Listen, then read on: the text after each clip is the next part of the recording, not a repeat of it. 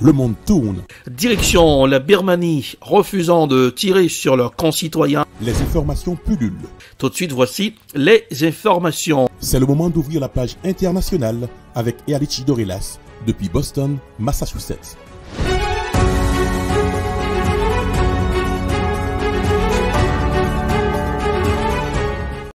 Mesdames, Messieurs, bonsoir, bon lundi, bienvenue dans la page internationale au grand journal du 14h, premier numéro de la semaine depuis la newsroom, dans la capitale des grandes universités du monde, Boston, Massachusetts, Ealichi Dorelas, pour présenter la page internationale à Jacques Mel pour le grand journal, Joël François, Rubans sur les manœuvres techniques.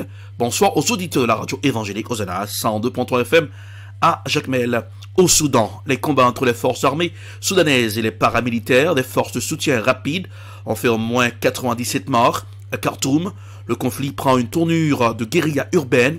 Voici un reportage à signer Africa News. Une centaine de civils ont été tués au Soudan où tirs et explosions secouent la capitale sans discontinuer depuis 3 jours. À l'origine de ces combats, la rivalité entre deux généraux, Abdel Fattah al-Burhan à la tête du pays et Mohamed Hamdan Daglo à la tête de la milice FSR. Les deux hommes avaient évincé ensemble les civils du pouvoir lors du putsch d'octobre 2021 avant de retourner leurs armes l'un contre l'autre samedi matin.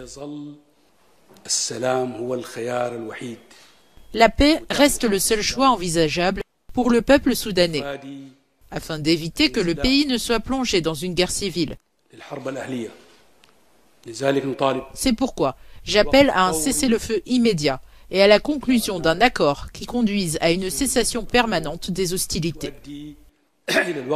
Pris sous ces feux croisés, les civils paient le prix fort. Au moins 97 d'entre eux ont été tués selon le syndicat officiel des médecins de Khartoum. Alors que plus du tiers de la population soudanaise avait besoin d'aide humanitaire avant la récente flambée de violence, le Programme alimentaire mondial a suspendu dimanche son aide après la mort de 3 de ses employés tués dans des combats au Darfour, faisant redouter le pire dans un pays déjà menacé par des pénuries de vivres, d'eau et d'électricité. Le ministre chinois de la Défense Li Shangfu et le président russe Vladimir Poutine se sont entretenus dimanche au Kremlin et ont déclaré que la Russie et la Chine étaient déjà entrées dans une nouvelle ère. Leur lien très fort. Le ministre russe de la Défense Sergei Shoigu participait également à la réunion. Voici un reportage à signer I24 News. Le ministre chinois de la Défense est accueilli en personne par Vladimir Poutine. Le ministre russe de la Défense est lui aussi présent. Dans le contexte de la guerre en Ukraine, c'est l'occasion pour le chef du Kremlin de rappeler les liens forts qui unissent les deux pays dans plusieurs domaines, en particulier les liens militaires. Nous menons des exercices militaires conjoints, qui plus est, sur différents théâtres dans la région, en Extrême-Orient, en Europe, en mer, sur terre et dans les airs. Je pense que c'est sans aucun doute un autre domaine de la plus haute importance qui renforce des relations exclusivement stratégiques et de confiance entre la Russie et la Chine. Pour Li Shangfu, il s'agit de sa première visite à l'étranger depuis sa nomination en mars dernier. Une visite de 3 jours. Et le choix de la Russie n'est pas anodin. Elle intervient quelques semaines après la venue du président chinois Xi Jinping. Pour le ministre chinois de la Défense, Pékin est prêt à renforcer sa coopération avec le Kremlin, tout en apportant de nouvelles contributions au maintien de la sécurité et de la stabilité mondiale et régionale selon les médias chinois. Le développement des relations entre la Chine et la Russie a une logique historique claire et une force motrice endogène puissante. Elles ont dépassé le modèle d'alliance politico-militaire de l'épreuve de la guerre froide. Elles reposent sur les principes de non-alliance, de non-confrontation et de non-ciblage d'une tierce partie et sont exemptes de toute ingérence de la part d'une tierce partie. Nous avons établi un nouveau modèle de relations entre les principaux pays. De déplacements de haut niveau, coup sur coup, qui cachera en coulisses un rapprochement de plus en plus marquant dans le secteur militaire en pleine guerre en Ukraine. Selon l'armée ukrainienne, de plus en plus de pièces chinoises auraient été retrouvées dans des armes et dans des munitions utilisées par les forces russes. Échange commercial entre l'Uruguay et la Chine. La Chine est le principal partenaire commercial de l'Uruguay. L'année dernière, le volume des échanges entre les deux pays s'est atteint près de 7,5 milliards de dollars. Lors d'une interview accordée à CGTN, l'ambassadeur du Uruguay en Chine, Fernando Lugris, a fait part de ses attentes en matière de coopération économique bilatérale à l'avenir. Écoutons un reportage. Je pense que les deux principaux aspects auxquels j'ai accordé une attention particulière sont liés d'une part au développement économique de ce pays qui était le moteur de l'économie mondiale. Je pense que l'annonce d'une croissance de 5% pour cette année, voire plus selon certains, est une excellente nouvelle pour le monde. Un monde qui ne connaît pas le meilleur moment de son histoire en termes de croissance économique et de stabilité. Et je pense que le message de la croissance économique en Chine et cette incroyable stabilité du système sont deux bons messages pour l'ensemble de la population mondiale, mais surtout pour les Uruguayens, car nous exportons 34% de nos marchandises vers ce pays et nous avons une relation très spéciale avec la Chine. Ces dernières années, la Chine a importé un grand nombre de bovins d'Uruguay. C'est un exemple de coopération bilatérale dans le secteur agricole. Quels sont les autres domaines dans lesquels les deux pays peuvent collaborer davantage pour promouvoir un développement commun ? Il y a une excellente communication entre nos ministères de l'agriculture et entre nos secteurs privés. La sécurité alimentaire est un domaine qui doit se développer. Nous avons une incroyable complémentarité. L'Uruguay produit des aliments dont la Chine a besoin et inversement, nous avons besoin d'un grand nombre d'outils technologiques que la Chine exporte et nos jeunes Uruguayens utilisent de nombreux téléphones portables et tablettes en provenance de Chine. Les échanges commerciaux sont très sains. Que pouvons-nous faire de plus à l'avenir?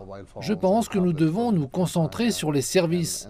Le commerce du bois est excellent et très bénéfique pour les deux pays. Nous devons essayer d'avancer vers un accord de libre-échange afin d'éviter les taxes entre nos deux pays. Retournant en Russie, l'opposant Vladimir Kara-Murza, condamné à 25 ans de prison en Russie. Voici un reportage à signer Euronews. Un tribunal de Moscou a condamné lundi l'opposant Vladimir Kara-Murza à 25 ans de prison pour plusieurs accusations dont celle de haute trahison. Un verdict qui survient dans un contexte de répression tous azimuts en plein conflit en Ukraine. Vladimir Kara-Murza, proche de l'opposant Boris Nemtsov, assassiné en 2015, était l'un des derniers critiques du Kremlin à ne pas être derrière les barreaux ou exilé. Lors de ses dernières déclarations le 10 avril, il avait affirmé qu'un jour, les personnes ayant instigé la guerre en Ukraine seraient qualifiées de criminels. À l'issue d'un procès à huis clos, le tribunal a annoncé qu'il reconnaissait Vladimir Kara-Murza coupable de haute trahison, de diffusion de fausses informations sur l'armée russe et de travail illégal pour une organisation indésirable selon l'AFP. En détention provisoire depuis avril 2022, l'opposant a failli mourir à 2 reprises après avoir été, selon lui, empoisonné. Avant de clore cette page internationale, nous irons dans l'espace. Le moment décisif approche pour SpaceX qui doit tenter lundi 17 avril le premier vol d'essai de Starship, la plus grande et la plus puissante fusée du monde, destinée à des voyages vers la Lune et Mars. Voici un reportage à signer France 24. Le moment crucial approche pour SpaceX. Du haut de ses 120 mètres, elle est la plus grande fusée jamais assemblée, l'équivalent d'un immeuble de 30 étages. Son lanceur aligne 33 moteurs, un record. Si l'allumage se passe bien, l'engin deviendra officiellement la fusée la plus puissante jamais mise à feu. Conçu pour être entièrement réutilisable, Starship se compose de 2 parties distinctes. En dessous, un lanceur qui propulse dans l'espace la partie supérieure avant de revenir se poser au sol. Et au-dessus, un vaisseau spatial. Ce système-là ne pourra être utilisé que s'il est réellement fiable. Parce que donc aujourd'hui, c'est le premier vol. Après, il va falloir démontrer qu'il peut récupérer les étages intacts. Et après, il va falloir démontrer qu'il peut les réutiliser. Ce vol-test doit faire un peu moins d'un demi-tour de la Terre avant de retomber dans l'océan Pacifique. Le multimilliardaire Elon Musk, patron de SpaceX, se montre prudent et conscient des risques. Si nous nous éloignons suffisamment de la rampe de lancement, avant que quelque chose ne se passe mal, alors je pense que ce sera un succès. Il faut juste ne pas détruire l'aire de lancement. Starship doit à terme voyager vers la Lune et vers Mars. Avec sa fusée géante, SpaceX espère s'imposer comme le principal acteur de cette nouvelle conquête spatiale. C'est la fin de la page internationale pour ce aujourd'hui. Merci de l'avoir suivi. La production est signée Ed Prod, réalisation télé. Bel top pour le camp de la radio évangélique Hosanna 102.3 FM à Jacmel pour présenter la page internationale Ehrlich Dorelas depuis Boston, la capitale des grandes universités du monde. Coup d'œil sur la météo pour ce jeudi. Boston, 54 degrés Fahrenheit. Il va pleuvoir aujourd'hui à Boston. C'est le Boston Marathon. Les marathoniers vont courir sous une pluie. Voilà, c'est aujourd'hui à Boston, 12 degrés Celsius. Jacmel, 83 degrés Fahrenheit, 28 degrés Celsius. Bonsoir Adèle Etienne, bonsoir Jonel, bonsoir Aubin, bonsoir aux auditeurs de la radio évangélique Hosanna 102.3 FM à Jacmel. Passez un excellent lundi et bon début de semaine. Bonsoir, à demain. C'était la page internationale avec Ehrlich Dorelas.